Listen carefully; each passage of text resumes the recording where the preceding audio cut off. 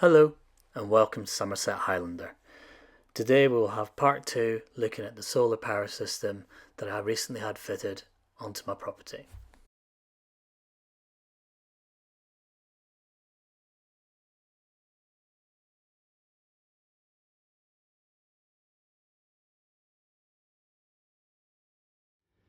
So here you can see the Tesla battery itself. It's quite sizable. You can see the garage door next to it. And what we also have up here is the solar edge. So its job is basically to take the solar power and change it from DC, direct current, to AC. And then from that, it will then distribute, depending on what the gateway tells you to do, to either the battery, or it will send it to the house, to the national grid, or, for example, the car. So it's a very clever system. It's nice and neat. The guys who fitted this, I'll give a shout out for if you're in the southwest or in Bristol. They're very good. Took them about 3 days to fit it in total. The Tesla gateway can be placed inside the house if you wish, but they like it to go close to your main electricity point that comes onto the property. So as you can see here on the left, that's where we have the electricity coming into the property from the road. In the UK, we tend to have one phase electricity, which basically means there's one line coming in.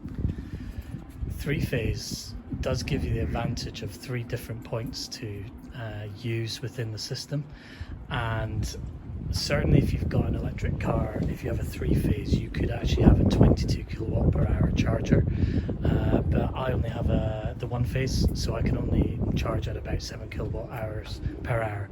So it obviously does make a difference if you have a 3 phase. If you're thinking of adding a 3 phase in the UK, you would need to get a quote from the National Power Grid, and usually it's many thousands of pounds, maybe £7,000-8,000 might be an example and a guess that I've heard of.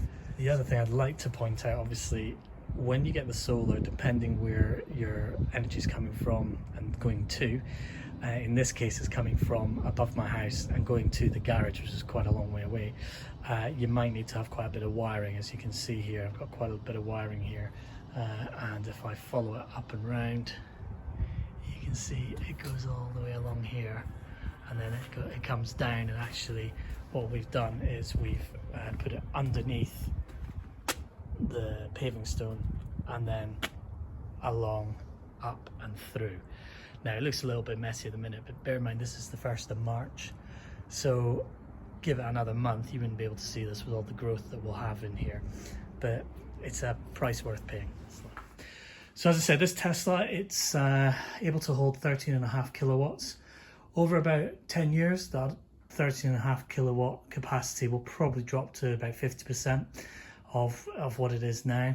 But at that point, I would probably look to either replace or add on another battery and daisy chain it on, so then I'd have a new level plus the 50% left in this battery. If you're in the UK, you definitely need a battery if you want to maximize your returns, partly because of the Northern Hemisphere. We live quite far north, therefore in the winter there's very little sun that you can harvest, but also because if we've got off-peak chance to refill the battery, then you can do that overnight, and then you're running your house in the day off the cheaper rate electricity that you've stored in the battery. In the summer, I fully intend to switch that over, so basically tell the battery, okay, it's summer now, there should be plenty of sun, please harvest from the solar direct, and then we will actually still have enough solar left over either to charge other batteries like the car, or it'll go straight to the national grid.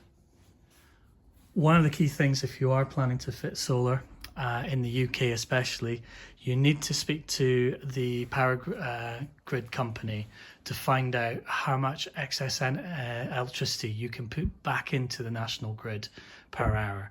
So the limit I have in my area is 8 kilowatt hours per hour that I can put back into the national grid. Thanks for watching. Please tune in to my next video when we start to analyse the performance of the solar system and how you can track the economic benefits.